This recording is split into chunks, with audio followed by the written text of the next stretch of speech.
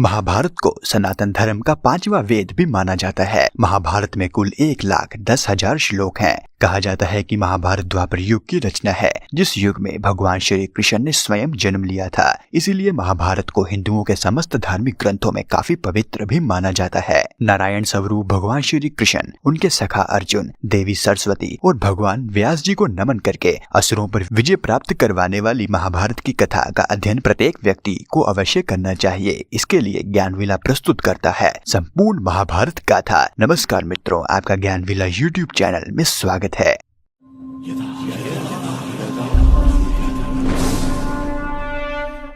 महर्षि वेदव्यास द्वारा रचित महाभारत में कुल 18 पर्व है। प्रत्येक पर्व में श्लोकों के माध्यम से महाभारत की कथा का संपूर्ण सार बताया गया है। महाभारत काल में जन्मे समस्त वीर पुरुषों के पूर्वज मुख्य रूप से कुरु वंश से संबंधित थे। महाभारत की कहानी की शुरुआत महाराज शांतनु के राज्य काल से होती है, जो कि राजा कुरु के वंश में जन्मे थे। महाराज शांतनु का विवाह गंगा माता से हुआ था, जिन्होंने विवाह से पहले महाराज शांतनु के समक्ष यह शर्त रखी थी कि वह उनसे तभी विवाह करेंगे जब वह उन्हें यह वचन देंगे कि महाराज शांतनु उन्हें कभी किसी कार्य के लिए मना नहीं करेंगे। माता गंगा की यह शर्त मानने के बाद महाराज शांतनु ने उनसे विवाह किया। महाराज शांतनु और माता गंगा के 8 बालक हुए। कहा जाता है कि माता गंगा प्रत्येक बच्चे के जन्म के बाद उन्हें नदी में बहा देती थी, जिसके पीछे की वजह बच्चों का पिछले जन्म में श्रापित होना था। लेकिन माता गंगा जब अपने 8वें पुत्र को नदी में बहाने जा रही थी, तभी महाराज शांतनु ने उन्हें टोक दिया और माता गंगा का वही पुत्र आगे चलकर देवव्रत यानी कि भीष्म पितामह के नाम से जाना गया। भीष्म को कौरव और पांडव पितामह कहकर संबोधित करते थे।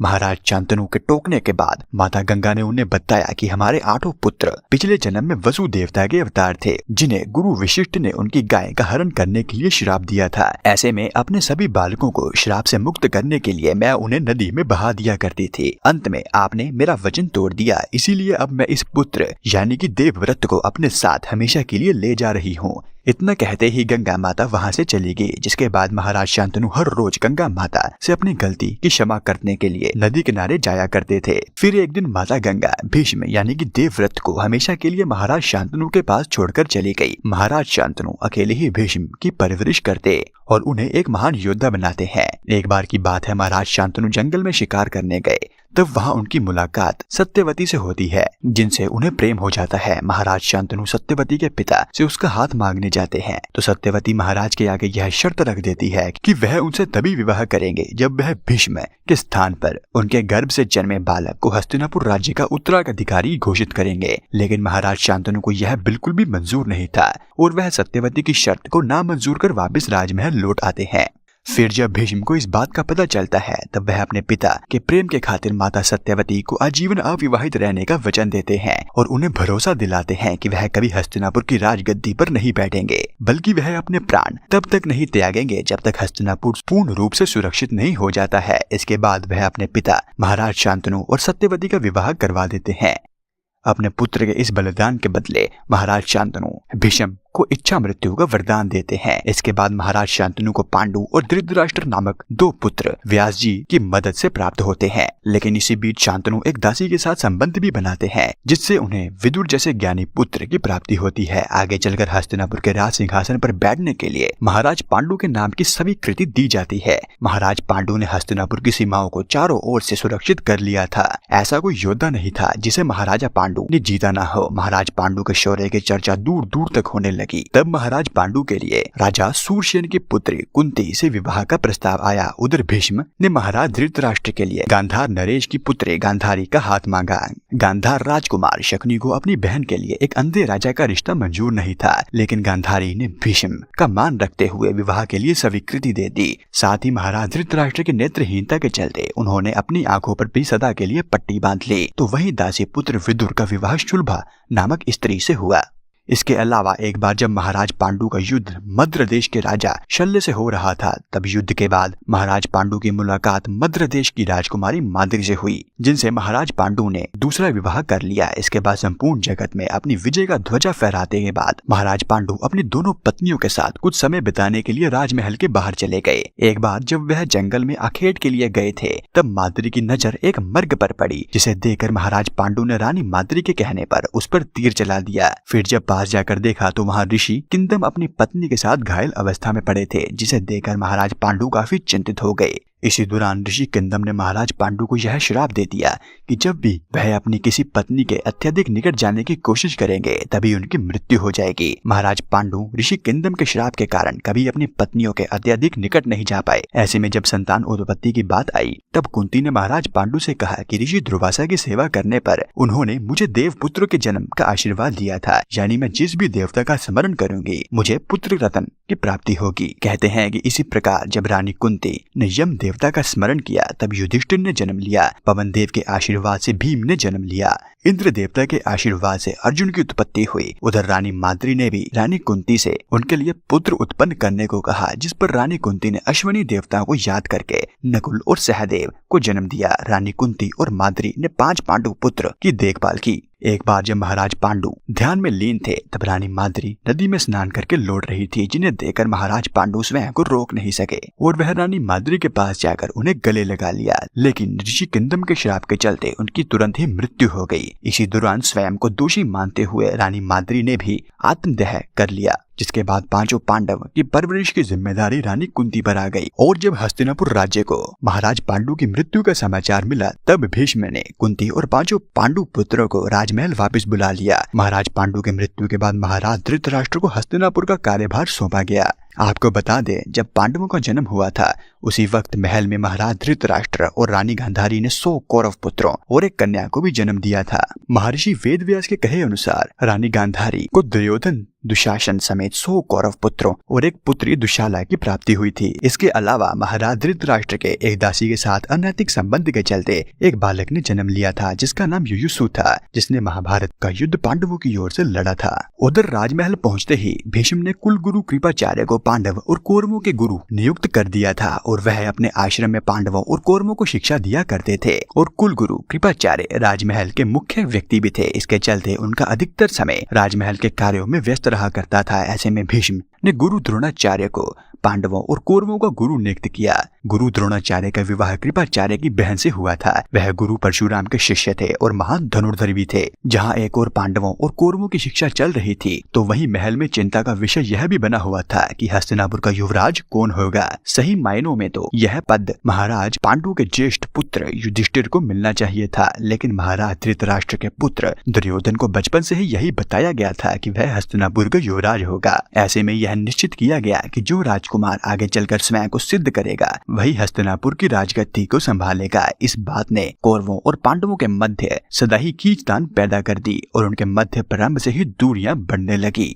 गुरु द्रोणाचार्य के आश्रम में जहाँ कौरव और पांडव शिक्षा लिया करते थे वहाँ पांडव अर्जुन गुरु द्रोणाचार्य के काफी पसंदीदा शिष्य भी थे। और अंत में गुरु द्रोणाचार्य ने सभी बालकों से गुरु दक्षिणा के रूप में राजा द्रुपद की पराजय मांगी थी। बता दें, राजा द्रुपद पंचाल नरेश थे, साथ ही वह गुरु द्रोणाचार्य के मित्र भी थे, लेकिन उन्होंने गुरु द्रोणाचार्य की गरीबी का उपहास उड़ाया था, जिसका बदला लेने के लिए गुरु द्रोणाचार्य ने उनकी पराजय की बात कही थी। आगे चलकर अर्जुन ने ही राजा द्रुपद को युद्ध में पराजित किया था। ऐसे में गुरु द्रोणाचार्य अर्जुन से सदैव ही बहुत प्रसन्न रहते थे और हर किसी को यह बात बताते थे कि अर्जुन उनका परम शिष्य है। अर्जुन की खातिर गुरु द्रोणाचार्य ने एकलव्य और कर्ण जैसे महान योद्धाओं की प्रतिभा को भी नजरअंदाज किया था, क्योंकि उनका कहना था कि वह अर्जुन को दुनिया का सर्वश्रेष्ठ धनुर्धर बनाना चाहते हैं। कर्ण, जो कि एक सूत पुत्र था, उन्होंने उसे यह कहकर शिक्षा देने से मना कर दिया था कि वह केवल कुरु वंश के राजकुमारों के गुरु हैं। आपको बता दें कि कर्ण का असली नाम राधे था, जो कि रानी कुंती की ही संतान थे। यह कहानी तब की है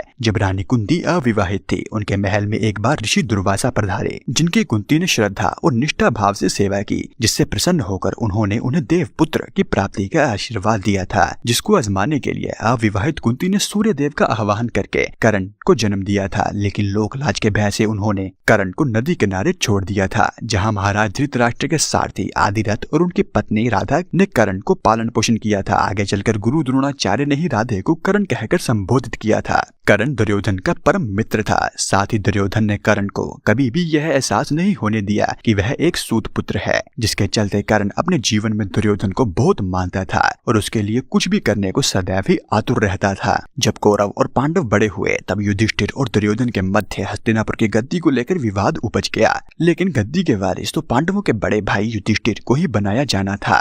लेकिन हस्तिनापुर के इस फैसले से राजमहल में दुर्योधन, गांधार नरेश, शकुनी काफी आहत हुए। ऐसे में सोची समझी साजिश के तहत युधिष्ठिर, भीम, अर्जुन, नकुल, सहदेव और माता कुंती को कुछ समय के लिए महाराज धृतराष्ट्र के आदेश पर वानाव्रत भेज दिया गया, जहां दुर्योधन और उनके मामा शकुनी ने पांडवों को जलाकर मारने की साजिश बनाई थी। लेकिन पांडव किसी न किसी तरीके से बच गए थे और सुरंग के रास्ते सुरक्षित बाहर निकल आते हैं और कौरव पांडवों को मारने के मकसद में कामयाब न हो सके। उधर हस्तिनापुर में यह खबर आग की तरह फैल गई कि पांडव नहीं रहे। लाक्षागृह की घटना के बाद पांडवों ने वापिस राजमहल लौटने से इनकार कर दिया, जिसके बाद वह एक गरीब ब्राह्मण के वेश धारण करके जंगलों में रहने लगे। इसी दौरान भीम ने कई राक्षसों का वध किया। साथ ही जंगल में भटकने के दौरान भीम हिडिंब नाम के एक राक्षस से अपनी माता और भाइयों को बचाते हैं। लेकिन हिडिंब की बहन हिडिंबा को भीम से प्रेम हो जाता है और माता कुंती के आशीर्वाद से भीम का विवाह एक राक्षसी कन्या हिडिंबा के साथ हो जाता है। आगे चलकर हिडिंबा के गर्भ से घटोत्कच का जन्म हुआ और घटोत्कच के बेटे बार्बरिक के नाम से जाने गए। यह दोनों ही महाभारत के मुख्य पात्रों में एक हैं। जब पांचाल नरेश राजा द्रुपद गुरु द्रोणाचार्य से पराजित होने के बाद उनको परास्त करने के उद्देश्य से अग्निदेव के आशीर्वाद से द्रौपदी और दुष्टद्युम्न को उत्पन्न करते हैं और फिर वहीं द्रौपदी के विवाह के लिए स्वयंवर का आयोजन करते हैं, जहां पर अर्जुन ब्राह्मणों के वेश में आते हैं और मछली की आंख को भेदकर द्रौपदी से विवाह करते हैं और भरी सभा में अपना असली परिचय देते हैं। हालांकि तब तक किसी को यह ज्ञात नहीं होता कि यह पांडव अर्जुन है, क्योंकि समस्त पांडव तो ब्राह्मण का वेश धारण किए हुए थे, जबकि उस सभा में दुर्योधन और कर्ण जैसे महान योद्धा भी मौजूद थे। और फिर जब अर्जुन द्रौपदी से विवाह के पश्चात अपनी माता कुंती का आशीर्वाद लेने उनके पास जाते हैं तो वह दरवाजे से कहते हैं कि माँ देखो हम आपके लिए क्या लाए हैं। तब माता कुंती भूलवश यह कह देती है कि जो भी लाए हो आपस में बांट लो। इस प्रकार द्रौपदी पांचों पांडवों की पत्नी कहलाती है। लेकिन भगवान श्री कृष्ण तभी वहां आकर द्रौपदी को स्मरण करवाते हैं कि अपने पिछले जन्म में तुमने युधिष्ठिर जैसे धर्म और न्याय प्रिय, भीम जैसे बलशाली, अर्जुन जैसे शक्तिशाली, नकुल जैसे सुंदर और सहदेव जैसे ज्ञानी जीवन साथी का वरदान भगवान शिव से मांगा था।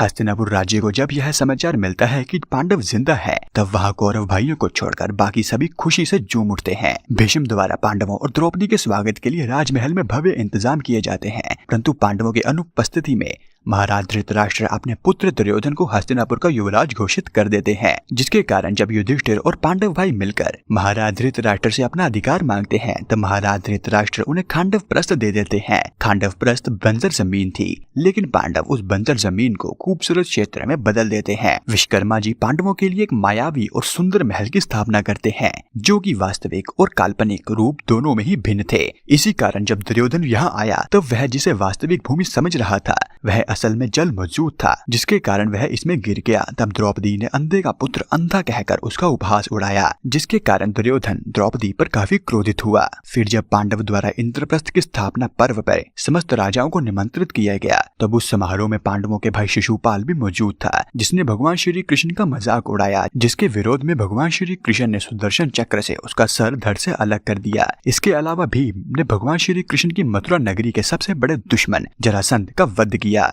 इसी बीच अर्जुन को वनवास में पुनः जाना पड़ा, क्योंकि उन्होंने द्रौपदी के साथ समय बिताने के नियमों को गलती से तोड़ दिया था। अर्जुन अपने वनवास के दौरान ब्राह्मण का वेश धारण कर जंगलों में भ्रमण करते हैं। तभी भगवान श्री कृष्ण अपनी बहन सुभद्रा का विवाह अर्जुन के साथ करते हैं, जिनसे उन्हें अभिमन्यु नाम का तेजस्वी पुत्र प्राप्त होता है।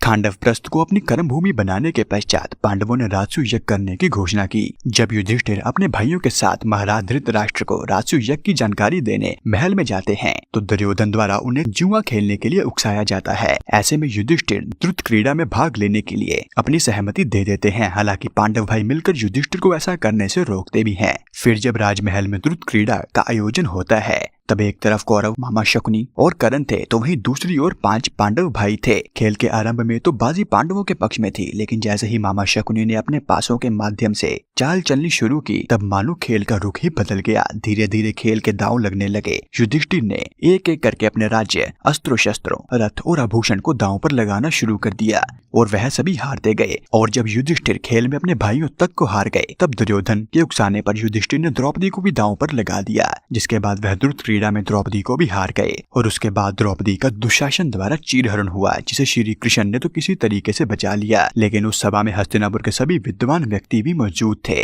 इसी दौरान दुर्योधन ने दुशासन से कहा कि इस 5 पतियों वाली महिला को वह उसकी जगह पर बैठा दे, तो वहीं कर्ण ने द्रौपदी को वैश्य कहकर पुकारा। दुर्योधन की सभा में इससे अधिक नीचता कभी नहीं हुई थी। इसके बाद रानी गांधारी सभा में उपस्थित इस अधर्म को रोक लेती हैं। तब पांडव भीम द्रौपदी का अपमान का बदला लेने के लिए भरी सभा में यह प्रतिज्ञा लेते हैं कि द्रौपदी के केशों को हाथ लगाने के बदले वह दुशासन की छाती फाड़कर उसके लहू से द्रौपदी के बालों को धुलाएंगे। और दुर्योधन ने जिस जगह पर द्रौपदी को बैठाने की बात की है वह उसको तोड़ देंगे। इस सब के उपरांत महाराज धृतराष्ट्र उस समय युद्ध की परिस्थितियों को टालने के लिए पांडवों से बातचीत करते हैं और कहते हैं कि अपराध तो तुमसे भी हुआ है। तुम्हें किसी भी व्यक्ति या स्त्री को दांव पर लगाने का अधिकार नहीं है, इसीलिए तुम्हें 12 साल का वनवास और 1 साल का अज्ञातवास दिया जाता है। इसके पश्चात तुम्हारे वापस आने पर तुम्हें तुम्हारा राज्य वापस लौटा दिया जाएगा, परंतु यदि 1 वर्ष के अज्ञातवास के दौरान तुम पहचाने जाते हो तो तुम्हें वनवास दोबारा भोगना होगा। पांडव अपने वनवास के दौरान एक जंगल में कुटिया बनाकर रहने लगते हैं। इसके बाद समस्त पांडवों को श्री कृष्ण यह आदेश देते हैं कि वह अलग अलग होकर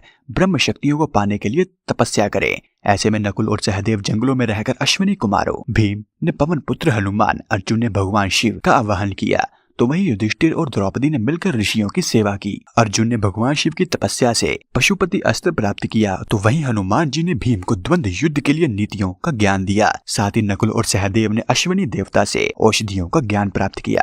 पांडवों ने 12 साल का वनवास खत्म करने के बाद अज्ञातवास के लिए विराट नगरी को चुना, जहां पांडव अपनी पहचान छुपाकर रहने लगे। लेकिन जब दुर्योधन ने अपने गुप्तचरों के माध्यम से यह पता लगा लिया कि पांडव अज्ञातवास के दौरान आखिर कहां ठहरे हुए हैं, जिसके चलते उसने अपनी कौरव सेना के साथ विराट नगरी पर आक्रमण कर दिया। और जवाब में अर्जुन, जो कि बल्लाल के भेष में थे, उन्होंने अपने गांडीव धनुष से कौरव सेना को विराट नगरी के बाहर ही रोक दिया। साथ ही जब तक दुर्योधन पांडवों के अज्ञातवास का भेद खोल पाते तब तक पांडवों का अज्ञातवास सफलतापूर्वक खत्म हो चुका था। इसके बाद पांडव अपना वनवास पूरा करके हस्तिनापुर अपना अधिकार वापस मांगने आते हैं, जिस पर दुर्योधन ने उन्हें राज्य लौटाने से मना कर दिया। फिर दुर्योधन की बात सुनकर पांडवों को काफी गुस्सा आया और उन्होंने युद्ध करने की बात कही। उसी दौरान महामंत्री विदुर ने कौरवों को समझाया कि पांडवों से युद्ध करना आसान नहीं है, लेकिन दुर्योधन अहंकार के विषभूत पांडवों से युद्ध करने के लिए तैयार हो जाता है। इसके बाद दोनों ही पक्ष युद्ध में अपनी अपनी सेना को बढ़ाने के उद्देश्य से लग जाते हैं। उधर युद्ध की बात निश्चित होने पर विदुर भीष्म पितामह से युद्ध को रोकने की बात कहते हैं, लेकिन भीष्म पितामह राज्य के आदेश से बंधे होने के कारण विवश पूर्ण कुछ नहीं कर पाते। युद्ध की तैयारियां सुनिश्चित हो जाने के पश्चात दोनों ही पक्षों की ओर से शांति दूतों को भेजा जाता है, लेकिन कौरव फिर भी नहीं समझते और युद्ध तय हो जाता है। युद्ध के पहले दिन का आरंभ शंखनाद से किया गया, जिसके बाद दोनों पक्ष एक दूसरे के सामने आ गए। इसी दौरान अर्जुन ने अपने सामने पिता तुल्य भीष्म पितामह और गुरु द्रोणाचार्य को देखा और तब उन्होंने अपने गांडीव को रखते हुए भगवान श्री कृष्ण से युद्ध को टालने की बात कही, जिस पर भगवान श्री कृष्ण ने अर्जुन को श्रीमद् भगवद गीता का ज्ञान दिया। इसके बाद युद्ध प्रारंभ हुआ। युद्ध के पहले दिन पांडवों को काफी हानि हुई तथा राजा विराट के दोनों पुत्र वीरगति को प्राप्त हो गए। युद्ध के दूसरे दिन किसी भी मृत्यु का समाचार नहीं मिला। साथ ही अर्जुन ने भीष्म पितामह को अपने साथ युद्ध के लिए टक्कर दी। युद्ध के तीसरे दिन दुर्योधन ने भीष्म पितामह को पक्षपात का आरोप लगाया, जिसके फलस्वरूप भीष्म पितामह ने युद्ध में पांडवों की सेना में खलबली मचा दी, जिससे पांडवों को काफी नुकसान हुआ। युद्ध के चौथे दिन भीष्म पितामह समस्त पांडवों पर भारी पड़ गए। युद्ध के 5वें दिन अर्जुन के पुत्र अभिमन्यु से भीष्म पितामह का परिचय हुआ। उस दौरान अभिमन्यु मात्र 16 वर्ष के थे। युद्ध के 6ठे दिन भगवान श्री कृष्ण ने भीष्म पितामह को शस्त्र त्यागने के लिए कहा और ना त्यागने पर विराट रूप के दर्शन करवाए, जिसके बाद भीष्म पितामह ने 5 पांडवों को अपनी मृत्यु का भेद दिया। उन्हें बताया कि तुम्हारी सेना में शिखंडी नाम का एक अर्धनारी रूप लिए योद्धा मौजूद है, जो कि देवी अम्बा का पुनर्जन्म है। युद्ध के 7वें दिन शिखंडी ने अर्जुन के रथ पर सवार होकर युद्ध भूमि में प्रवेश किया, जिसे देखकर भीष्म पितामह ने अपने शस्त्र त्याग दिए और फिर अर्जुन ने उन्हें बाणों की वर्षा दी, जिसके बाद भीष्म पितामह के लिए बाणों की शैया तैयार की गई। युद्ध के 8वें दिन कौरवों के सेनापति गुरु द्रोणाचार्य को बनाया गया। इस दिन अभिमन्यु और दुर्योधन युद्ध भूमि में आमने सामने हुए और साथ ही कर्ण युद्ध भूमि में लड़ने के लिए तैयार हो गए। युद्ध के 9वें दिन भीम ने 17 कौरव भाइयों का वध किया। युद्ध के 10वें दिन गुरु द्रोणाचार्य युधिष्ठिर को बंदी बनाने के उद्देश्य से आगे बढ़ते हैं, लेकिन अर्जुन उन्हें रोक लेते हैं। युद्ध के 11वें दिन गुरु द्रोणाचार्य का पुत्र अश्वत्थामा का युद्ध अभिमन्यु से होता है। युद्ध के 12वें दिन अर्जुन का युद्ध त्रिगत के राजा से होता है, जो कि युद्ध भूमि में अर्जुन को दूर ले जाते हैं ताकि युधिष्ठिर को बंदी बनाया जा सके, परंतु वह इस कार्य में भी विफल रहते हैं। युद्ध के 13वें दिन अर्जुन को पराजित करने के लिए भगदत्त राजा उसे दूर ले जाते हैं, लेकिन अर्जुन छल पूर्वक उन्हें भी पराजित कर देते हैं। इसी दिन गुरु द्रोणाचार्य युद्ध के दौरान पांडवों के लिए चक्रव्यूह की रचना करते हैं, जिसे केवल अभिमन्यु ही तोड़ना जानते थे, लेकिन उसमें से निकलना नहीं जानते थे। अभिमन्यु चक्रव्यूह में फंसकर कौरवों के हाथों मारे जाते हैं। ऐसे में अर्जुन को जब अभिमन्यु के वध का समाचार मिलता है, तब उसने जयद्रथ को अगले दिन सूर्यास्त से पहले मारने की प्रतिज्ञा ली और ऐसा न करने पर स्वयं समाधि लेने की बात की। युद्ध के 14वें दिन जब अर्जुन जयद्रथ को मारने के लिए आगे बढ़ते हैं, तब उन्हें रोकने के लिए कौरव सेना उनके सामने आ जाती है, लेकिन वह अर्जुन को रोक नहीं पाते। उधर सूर्यास्त भी निकट होता है और जयद्रथ का कुछ अता पता नहीं होता। तब भगवान श्री कृष्ण अपने सुदर्शन चक्र से सूर्य देव के प्रकाश को छुपा देते हैं और सबको वैसा लगता है कि सूर्यास्त हो गया। तब जयद्रथ बाहर आते हैं और तभी भगवान श्री कृष्ण अपने सुदर्शन चक्र को हटा देते हैं और अर्जुन अपने दिव्यास्त्र से जयद्रथ का वध कर देते हैं। साथ ही इसी दिन गुरु द्रोणाचार्य राजा द्रुपद और राजा विराट का वध कर देते हैं। इसके अलावा भीम इसी दिन अपने पुत्र घटोत्कच का आह्वान युद्ध भूमि में करते हैं और घटोत्कच कौरवों की 2 अक्षौहिणी सेना का नाश कर देते हैं। तभी कर्ण भगवान इंद्र द्वारा दिया गया दिव्य अस्त्र का प्रयोग घटोत्कच पर कर देते हैं। युद्ध के 15वें दिन पांडव गुरु द्रोणाचार्य को अश्वत्थामा की मृत्यु के गलत समाचार देते हैं, जिसे सुन गुरु द्रोणाचार्य अपने अस्त्र शस्त्र त्याग देते हैं, जिसका फायदा उठाकर दुष्टद्युम्न गुरु द्रोणाचार्य का सर धड़ से अलग कर देते हैं। युद्ध के 16वें दिन द्रोणाचार्य की मृत्यु के बाद कर्ण कौरवों का सेनापति बनाया गया, लेकिन वह अर्जुन को छोड़कर पांडवों का वध नहीं करता, क्योंकि उसने अपनी माता कुंती को यह वचन दिया था। उधर भीम दुशासन को मारकर प्रतिज्ञा अनुसार उसकी छाती का रक्त पीते हैं। युद्ध के 17वें दिन अर्जुन और कर्ण के मध्य भीषण युद्ध होता है, जिसमें श्राप युक्त होने के कारण कर्ण के रक्त का पहिया जमीन में धंस जाता है और भगवान परशुराम की दी हुई शिक्षा वह भूल जाते हैं, जिसके बाद अर्जुन कर्ण का वध कर देते हैं। इसी रात समस्त पांडवों को यह भी ज्ञात होता है कि कर्ण उनके ज्येष्ठ भ्राता थे। युद्ध के 18वें दिन भीम समस्त कौरव भाइयों का वध कर देते हैं। नकुल और सहदेव, मामा शकुनी और शल्य का वध कर देते हैं। तो वहीं दुर्योधन अपनी हार के डर से एक तालाब में जाकर छुप जाते हैं, जिसके बाद द्वंद्व युद्ध के लिए भीम उन्हें ललकारते हैं। हालांकि रानी गांधारी अपनी शक्तियों से दुर्योधन के संपूर्ण शरीर को वज्र का बना देती है, लेकिन केवल उसकी जांघा का भाग ही वज्र के समान नहीं हो पाया, जिसके कारण युद्ध के अंत में भीम छल पूर्वक दुर्योधन की जांघा तोड़ देते हैं और इसी दौरान उनका वध भी हो जाता है, जिसके साथ पांडव महाभारत का युद्ध जीत जाते हैं। लेकिन युद्ध की कहानी यहीं पर समाप्त नहीं होती। दुर्योधन की मृत्यु के बाद गुरु द्रोणाचार्य का पुत्र अश्वत्थामा अपने पिता की मृत्यु का बदला लेने के लिए दुष्टद्युम्न को मारने की नीति बनाता है, लेकिन धोखे से उसने दुष्टद्युम्न समेत द्रौपदी के 5 बेटों को भी मार देता है, जिसके कारण उसे धरती पर जीवन भोगने का श्राप मिलता है। इतना ही नहीं, अश्वत्थामा ने ही अभिमन्यु के पत्नी उत्तरा के गर्भ में पल रहे परीक्षित पर ब्रह्मास्त्र से प्रयोग किया था, जिसे बाद में श्री कृष्ण द्वारा पुनर्जन्म दिया गया। इस प्रकार दुर्योधन की मृत्यु के बाद महाभारत के युद्ध का अंत हो जाता है। उधर भगवान श्री कृष्ण के यदु वंश का भी नाश हो जाता है, क्योंकि भगवान श्री कृष्ण को माता गांधारी ने वंशहीन होने का श्राप दिया था। साथ ही भीष्म पितामह को यह ज्ञात हो जाता है कि पांडव युद्ध जीत गए हैं और तब वह अपने प्राण त्याग देते हैं। तत्पश्चात युद्ध के बाद कौरवों की ओर से लड़ने वाले योद्धाओं में कृतवर्मा, अश्वत्थामा और कृपाचार्य जीवित बचे थे, जबकि पांडवों की ओर से 5 पांडव और सत्याकी जीवित रहे। महाभारत युद्ध के बाद राजा युधिष्ठिर का राज्याभिषेक किया गया और कुछ वर्ष तक राजपाट भोगने के बाद यदुवंश के सर्वनाश और अभिमन्यु के बेटे परीक्षित को राज्य की जिम्मेवारी सौंपकर युधिष्ठिर अपने भाइयों और द्रौपदी समेत स्वर्गलोक को प्रस्थान करते हैं। इसी के साथ महाभारत गाथा का अंत होता है। मित्रों, महाभारत को समझना आसान कार्य नहीं है, इसीलिए आपको हमारे चैनल पर महाभारत, भगवत गीता और हिंदू धर्म से संबंधित वीडियोस देखने को मिल जाएंगे। आप एक बार इन वीडियोस को जरूर देखें और मैं मिलूंगा आपको अगले ही ऐसी किसी वीडियो में। तब तक के लिए जय श्री कृष्णा।